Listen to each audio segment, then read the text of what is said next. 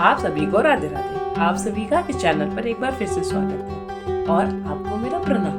मैं मालविका चतुर्वेदी। तो आज इस वीडियो में हम एक और बहुत सुंदर घूमने की जगह की बात करने वाले हैं। यह जगह है नैनीताल, जो कि एक पहाड़ी क्षेत्र है और उत्तराखंड में पड़ता है। यहाँ पे आप अगर ठंडियों के मौसम में जाते हैं तो आपको बहुत बढ़िया स्नोफॉल, जो बर्फ गिरती है, उसका अनुभव करने को मिलेगा। अगर आप वैसे नहीं और अलग से भी जाते हैं तो भी ये शहर बहुत सुंदर है। इस जगह पे आपको बहुत सारी लेक्स जो है वो देखने के लिए मिलेंगी, जैसे कि आपकी जो भीमताल है, ये भी बिल्कुल नैनीताल में ही है। उसी के बाद और भी तल्ली ताल हो गया। इस तरीके की बहुत सारी आपको यहाँ पे लेक्स के बारे में, ताल के बारे में देखने के लिए मिल जाएगा, जो कि बहुत ही सुंदर है। तो आप यहाँ पे जाके बोटिंग वगैरह भी कर सकते हैं। यहीं पे नैनीताल में ही, जब आप नैनीताल से लगभग 20 किलोमीटर आगे, जो मेन नैनीताल जहाँ आप बस लेके जाते हैं या ट्रेन लेके जाएंगे, तो आपको अलग नैनीताल का कोई स्टेशन नहीं है। इस बारे में हम इस वीडियो में आगे जानेंगे। और इसी के साथ यहाँ पे और क्या क्या चीज़ें आप देख सकते हैं, किस तरीके से देख सकते हैं, कहाँ रुक सकते हैं, इन सब के बारे में हम इस जगह पे इस वीडियो में बात करेंगे। तो इसके बारे में आप इस वीडियो में आगे बढ़ते हैं और इसकी जानकारी प्राप्त करते हैं। तो सबसे पहले बात कर लेते हैं कि आप यहाँ नैनीताल पहुँचे कैसे। अगर आप ट्रेन से जाना चाहते हैं तो नैनीताल में कोई रेलवे स्टेशन नहीं है। तो यहाँ का सबसे नियरेस्ट रेलवे स्टेशन जो पड़ता है वो है आपका काठगोदाम। तो काठगोदाम तक के लिए आपको हर जगह से जो ट्रेन है वो मिल जाएगी। तो आप यहाँ से ट्रेन लेकर काठगोदाम पहुँचे और काठगोदाम से लगभग आपका 35 किलोमीटर पड़ता है नैनीताल, जिसके लिए आपको वहाँ से बस मिल जाएगी और आप उस बस से जा सकते हैं नैनीताल के लिए। नहीं तो शेयरिंग आप टैक्सी भी कर सकते हैं, उनसे जा सकते हैं। दूसरा ऑप्शन आपके पास आता है बस का। बस आपको काठगोदाम के लिए भी मिल जाएगी। आपको कोई बस डायरेक्ट नैनीताल के लिए भी मिलती है। नहीं तो आप हल्द्वानी के लिए बस ले सकते हैं और वहाँ से आप बस बदल कर नैनीताल के लिए जा सकते हैं। आपको जब आप बस से जाएंगे तो आपको बीच में ब्रेक वगैरह लेते हुए आप पहुँच जाएंगे। तो नैनीताल से आपको वैसे तो पर पर्सन 200 रुपये लगता है। नैनीताल आप जाएंगे अगर हल्द्वानी से, नहीं तो अगर आप लोकल बसेस से जाते हैं तो लगभग आपका 85 से 90 रुपीज़ लगता है, 90 रुपये, और उससे आप सीधे पहुंच जाएंगे नैनीताल बस स्टॉप। तो नैनीताल बस स्टॉप के बिल्कुल पास में ही आपकी जितनी घूमने की जगह, मॉल रोड पे ही उतारते हैं बस वाले, तो आप वहाँ पे जा सकते हैं। बाकी फ़्लाइट भी आपको उत्तराखंड के लिए फ़्लाइट लेनी पड़ेगी और वहाँ से फिर से आपको बस या कैब ही लेना पड़ेगा। तो इस तरीके से आप नैनीताल पहुँच सकते हैं। अभी आप जो ये दृश्य देख रहे हैं, सुबह सुबह का नज़ारा है आपका नैनीताल का। आपको वहाँ पे नैनीताल में जो सबसे पहले आपको ताल, ज़्यादातर वीडियोस में सब जगह आपको जो दिखती है उसका नाम है तल्ली ताल, जो कि आपके माल रोड जो वहाँ पे है ना, उसके बिल्कुल ही वहाँ पे आपको बीच सेंटर जो है वो वहीं पे मिल जाएगा। आपको यहाँ पे आपको नैना देवी मंदिर के भी दर्शन करने के लिए मिलेंगे और बहुत सारी चीज़ें जिसके बारे में हम इस वीडियो में अब अभी बात करने वाले हैं। तो हमने इस तरीके से हम नैनीताल बस से गए थे और हम पहुँच गए। वहाँ पे जाके आप या तो आपका होटल पहले से बुक करके गए हैं तो आप डायरेक्ट वहाँ जा सकते हैं। अगर नहीं किया है तो आपको वहाँ पे लोकली लोग मिल जाएंगे जो आपको होटल लेने के लिए हेल्प कर सकते हैं। नहीं तो आप होटल्स को खुद सर्च कर सकते हो। मॉल रोड में आपको बहुत सारे होटल हर रेट में मिल जाएंगे, तो आप एक बार उनका पता कर सकते हैं वहाँ पे। तो हमने जो होटल लिया था वहाँ हमें कैब सर्विस भी मिली थी। उन्होंने हमें सीधे बस स्टॉप से होटल तक लेके गए थे और फिर वापसी में होटल से आपको वहाँ तक, आप इस बारे में बात अपने अकॉर्डिंग कर सकते हैं। हमने जो होटल लिया था वो बिल्कुल ही तल्ली ताल के पास में ही था और बहुत ही सुंदर था। हम 4 लोग थे तो हमने जो रूम लिया था वो 2 रूम सेट लिया था, जो कि सुंदर था, अफोर्डेबल था।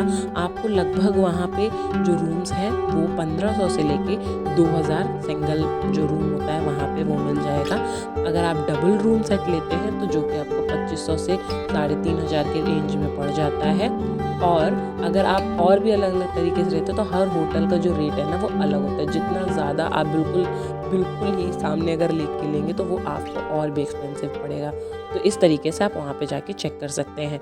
हमने जो रूम लिया था वो रूम हमारा डबल सेट रूम था, जिसमें 2 रूम्स थे एक साथ ही, और इसके साथ ही हमें एक बढ़िया अच्छा वॉशरूम भी वहाँ पे था इसी के साथ। तो इस तरीके से रूम हमें बहुत ही अफोर्डेबल और बहुत ही अच्छे उसमें मिल गया था। बहुत बढ़िया मिरर वगैरह, इसका नाम होटल हिल व्यू था। तो अगर आप कभी जाते हैं तो इसके बारे में आप सर्च कर सकते हैं। ऑनलाइन भी इसकी बुकिंग आपको मिल जाएगी। तो आप ऐसे करके वहाँ पे होटल्स को देख सकते हैं। इसके के बाद आप यहाँ से होटल से हमारा व्यू भी बहुत सुंदर था, जो कि आप अभी देख रहे हैं। तो इस तरीके से आप नैनीताल में जानकारी प्राप्त कर सकते हैं। नहीं तो यहाँ डॉर्मेट्रीज भी हैं, आपको पर पर्सन 700 रुपीज़ की डॉर्मेट्री मिल जाएगी, 500 की भी मिल जाएगी, और भी सस्ती होंगी। हमने उतना एक्सप्लोर नहीं किया, तो आप उनके बारे में पता कर सकते हैं। हम बात कर सकते हैं कि हम नैनीताल में कहाँ कहाँ घूमे। हमने कैब बुक करी थी, जिन्होंने हमें सारे यहाँ के जो व्यू पॉइंट है उन्हें घुमाया था। आपको कैब सबसे पहले लेके जाती है लवर्स पॉइंट और सुसाइड पॉइंट, जो कि एक ही जगह है। अगर आप कैब बुक करते हैं तो आपको या तो 7 पॉइंट्स का देते हैं, जो कि आप लगभग 2-3 घंटे में वो करा देंगे। नहीं तो अगर आप पूरा नैनीताल घूमना चाहते हैं तो आप उसके लिए भी पूरे दिन के लिए कैब बुक कर सकते हैं अकॉर्डिंगली। तो आपको वहाँ पर पर्सन के हिसाब से भी कैब मिल जाती है, लेकिन उसके लिए जब तक कैब भर नहीं जाएगी तब तक नहीं तो आपको पूरी बुक करके जानी होती है। आप ज़्यादा लोग हैं तो मेरे हिसाब से आपको बुक कर ही लेनी चाहिए। हमने एक दिन पहले ही बात कर ली थी भैया से। तो आप अगर वहाँ पे बहुत सारे लोग आपको मिल जाएंगे ऐसी, जिनसे आप बात कर सकते हैं और कैब अपने अकॉर्डिंग बुक कर सकते हैं। कैब बुक करना ही सही है, क्योंकि आप पैदल नहीं जा पाएंगे, कोई लोकल ट्रांसपोर्ट नहीं जाता है। इसके लिए आपको बुकिंग ही करनी पड़ेगी वहाँ पे। तो आप उस तरीके से देख लें। जिस समय यहाँ पे स्नोफॉल होता है तो कैब्स के जो रेट है वो वेरी करते हैं, ज़्यादा हो जाते हैं। नहीं तो गर्मियों के टाइम में, जो कि हॉलीडे होता है, समर्स हॉलीडे, उस समय पे भी इस कैब्स के और रूम्स के सबके प्राइस लगभग मतलब ज़्यादा ही हो जाते हैं। तो आप उन चीज़ों को उस हिसाब से आप देख लीजिए, इसलिए रेट वेरी कर सकता है, वो बता रहे हैं। तो अभी आप जो जगह देख रहे हैं ये है लवर्स पॉइंट, और इसी के थोड़ा सा आप नीचे जाएंगे तो वो है सुसाइड पॉइंट। ये व्यू पॉइंट्स हैं जहाँ से आपको बहुत अच्छे नज़ारे दिख जाएंगे। आपको जब आप स्नोफॉल के टाइम पे जाएंगे तो भी बहुत सुंदर लगेगा। हम जो गए थे ये फ़ैब का टाइम बहुत अच्छा है, क्योंकि ना ही ज़्यादा ठंडी थी ना ही बहुत गर्मी थी, तो इस वजह से यहाँ पे ज़्यादा दिक्कत नहीं समझ में आई। तो चीज़ें भी क्लियरली दिख रही थी, क्योंकि बर्फ़ के टाइम पे आपको स्नो तो बहुत अच्छे से देखने के लिए मिलेगी, बट कुछ व्यूज़ जो हैं वो नहीं मिलेंगे। तो आप जैसे चाहते हैं उस हिसाब से जा सकते हैं। आप अगर बारिश के टाइम जाएंगे तो आपको बहुत सारे झरने देखने के लिए मिलेंगे, बहुत ठंडी में जाएंगे तो बर्फ़ मिलेगी। तो इस तरीके से आपको हर मौसम के लिए यहाँ पे आपको जाने के लिए बहुत बढ़िया है। इसी के बाद जब हमने सुसाइड पॉइंट और लवर्स पॉइंट देखने के बाद हम जब आगे बढ़े तो और भी यहाँ पे दूसरे बीच बीच में बहुत सारी चीज़ें पड़ती हैं, जो भैया आपको बताते हुए जाएंगे, तो आप उन सबको देख सकते हैं। तो हमने जो दूसरी चीज़ देखी वो एक केव है, छोटी सी केव, जिसमें आप अंदर नहीं जा सकते। एक केव जो दिख रही है इसको एसी केव बोलते हैं, क्योंकि यहाँ बताते हैं गर्मियों के टाइम पे इतनी ठंडी हवा अपने आप आती है ऊपर से पहाड़ों से होते हुए कि आपको एकदम एसी वाली फीलिंग देगी। इस वजह से इसका नाम एसी केव रखा गया था। यहीं पे ये वो जगह है, वो पॉइंट है जहाँ पे कोई भी स्कूल या कॉलेजेस कर रहे होते हैं तो यहाँ पे बच्चों को हाइकिंग सिखाई जाती है, ट्रैकिंग सिखाई जाती है। तो इसके लिए इसको 12 पत्थर कहते हैं। इसके बाद अब और आगे बढ़ेंगे तो आप ये जो देख रहे हैं ये लेक व्यू है, तल्ली ताल का लेक व्यू है। आपको पूरी तल्ली ताल जो है वो ऊपर से दिखेगी, जो कि मैंगो शेप में है। तो इस पॉइंट का नाम नैनीताल लेक व्यू रखा गया है। तो यहाँ से आप पूरी लेक देख सकते हैं, जो कि सच में बहुत सुंदर लगती है। बोटिंग होती है, आपको दूर से बहुत प्यारा लगेगा नज़ारा। तो ये सब चीज़ें आप देख सकते हैं। ये हमारा अपने यहाँ का चौथा पॉइंट था, तो जिस लेक को आप देखने के लिए जा सकते हैं। ये चीज़ें हर चीज़ वेरी करती हैं मौसम के हिसाब से, तो इसलिए हम बोल रहे हैं आप जिस भी मौसम में जाए उस हिसाब से देख लीजिएगा। तो लेक व्यू देखने के बाद जो आप तल्ली ताल नीचे से पूरा देखते हैं, ऊपर से आपको पूरी व्यू बहुत सुंदर दिखती है। बाकी रास्ते तो पहाड़ों के सब बहुत सुंदर है ही, घर जिस तरीके से पेड़ हैं, आप और ऊपर जाते जाते तो बहुत ही सुंदर लगता है। इसके बाद हम जाते हैं, ये है हिमालय व्यू पॉइंट। यहाँ से आपको हिमालय क्लियर दिखता है। ये आपको ज़्यादातर गर्मियों में या नॉर्मल मौसम में दिखेगा, बर्फ़ के टाइम पे दिखता नहीं, क्योंकि बर्फ़ पड़ती है तो मतलब थोड़ा सा धुंध हो जाती है, इस वजह से कम दिखता है। यहाँ पे इतने हरे बड़े पेड़, इतना सुंदर है ना व्यू। यहाँ पे आप इस व्यू को जो टेलीस्कोप होता है उससे भी देख सकते हैं, जो कि आपको वहाँ पे प्रोवाइड हो जाएगा। तो हर चीज़ वहाँ रहती है, आप उन हर चीज़ों को वहाँ पे जाके उसी हिसाब से देख सकते हैं जैसा आपको सही लगे। हिमालय व्यू के थोड़ा सा ही आप और आगे बढ़ोगे तो एक मंदिर है। ये जब आप नीचे से देखते हो ना, ऐसा होता है बहुत ऊपर ये मंदिर है। तो जब आप पहुँच जाते हैं तो ये सुंदर सा मंदिर है, बहुत बड़ा मंदिर नहीं है, छोटा सा है। वैसे तो जो हिमालय व्यू पॉइंट है वहाँ से वॉकिंग पे है, और पहाड़ों पे आप जानते हो चलना है, इस लाइक बहुत ताकत चाहिए उसके लिए। आपके पास तो वैसे अगर कैब होगी तो वो खुद ही आप वहाँ तक लेके जाएंगे। अगर वो नहीं लेके जाते हो तो उनसे बोलिए वहाँ लेके जाने के लिए, क्योंकि वो मंदिर बहुत शांत है, बहुत ही प्यारा सा है।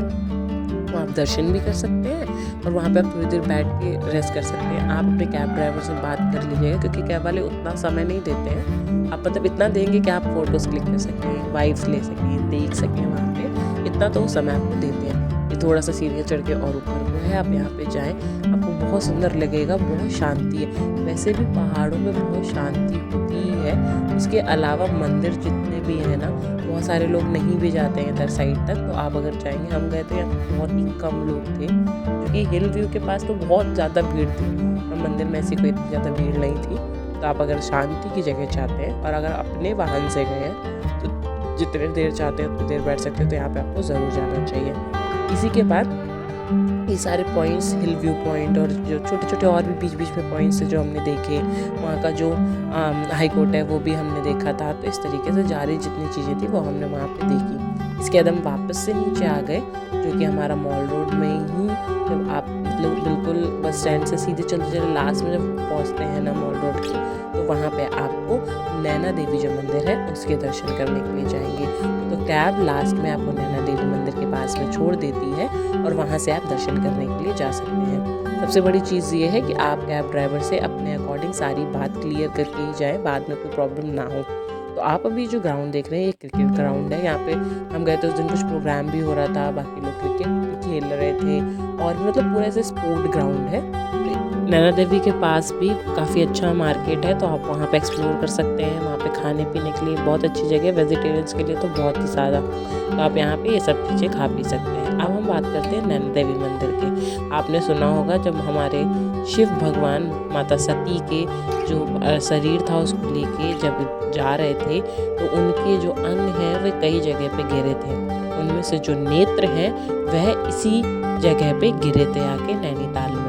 यहाँ पे माता के नेत्र गिरने के कारण जिस प्रतिमा के आप दर्शन करते हैं वहाँ पे आपको माता के नैन के दर्शन होंगे। इसीलिए इस मंदिर का नाम नैना देवी रखा गया है। और ये जो जिस ताल के, जिस लेक के किनारे है, इसको नैना लेक भी कहते हैं इसी वजह से, क्योंकि यहाँ पे माता के नयन गिरे थे।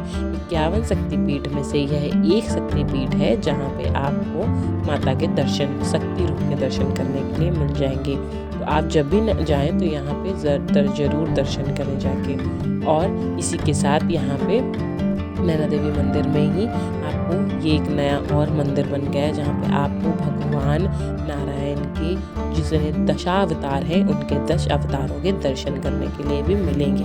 ये बहुत ही सुंदर मंदिर है और बहुत ही पुराना था, परंतु 1880 में यहाँ पे भूज मतलब कि जो पर्वत है ना खिसकने वजह से इस मंदिर में थोड़ा सा हानि हो गई थी, तो इसको दोबारा से बनाया गया है, जबकि ये मंदिर बहुत ही पुराना है। तो आप यहाँ दर्शन करने जरूर जाएं। इसके बाद शाम को जब शाम या रात हो जाती है तो यहाँ पे बहुत सुंदर लगता है नैनीताल। दिन में जितना सुंदर लगता है, रात में भी लाइटें जलने के बाद बहुत ही सुंदर लगता है। तो आप यहाँ पे रात के समय पे भी लेक के किनारे घूम सकते हैं, चीज़ें खा पी सकते हैं, मॉल रोड में थोड़ा शॉपिंग भी कर सकते हैं। तो इस तरीके से आप यहाँ पे पूरे में जाके नैनीताल में एक दिन में पूरा घूम सकते हैं, एक्सप्लोर कर सकते हैं बहुत आराम से। अगर आप एक दिन के लिए जा रहे हैं तो इस तरीके से, वरना आगे की वीडियो देखें और जगह की जानकारी प्राप्त होगी। आप सभी को नैनीताल के बारे में जान के कैसा लगा, यहाँ जहाँ जगह हम घूमने गए जिसके बारे में हमने आपको बताया, तो अगर आप इससे पहले यहाँ गए तो आप ज़रूर हमें इस बारे में बताएं। और कोई जगह जो हम नहीं भी गए तो भी आप कमेंट में बता सकते हैं, जिससे कि हम दोबारा जाए घूमने तो देख सकें। और जो लोग इस कमेंट को अगर पढ़ते हैं तो उनको भी इससे सहयोग हो। हम आशा करते हैं कि आपको इस वीडियो से कुछ तो मदद जरूर मिले। तो इस चैनल को अगर आप सब्सक्राइब करते हैं तो आपको जो वीडियोस आएंगी और जो है पहले की उनको भी आपको मिल जाएगा नोटिफिकेशन। इसी के साथ इस वीडियो को लाइक करें, दूसरों के साथ शेयर करें, जिससे कि वो अगर नैनीताल जा रहे हैं तो उनको कुछ मदद इसमें मिल सके। और बेल आइकन को प्रेस करें जो कि नोटिफिकेशन आपको मिले इस वीडियोस के बारे में। तब तक सभी को राधे राधे, जय श्री राम।